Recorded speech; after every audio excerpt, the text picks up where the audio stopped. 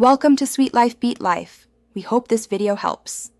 You start by verifying prerequisites. Make sure your Tenda router firmware is current and that the model explicitly supports remote web management. Once done, log into the admin interface at 192, 168, 0, 1 or 192, 168, 1, 1 using the admin account. This gives you the control plane to enable remote access. Make sure to change the default password now for security reasons, and write down both the LAN and WAN IP addresses so you can reference them later when testing. Now configure remote web management in the admin panel. Go to Advanced Settings, then Remote Management.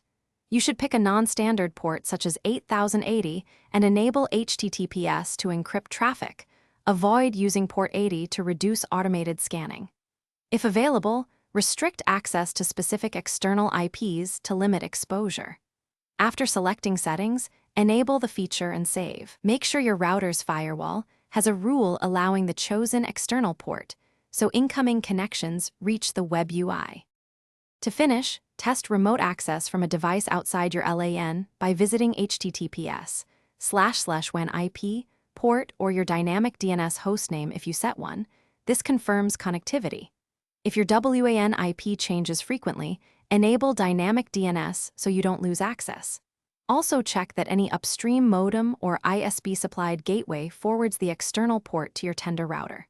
If something goes wrong, verify the WAN IP and port, ensure the router firmware is current, and check whether your ISP blocks incoming ports. Thanks for watching. Consider subscribing if we helped you.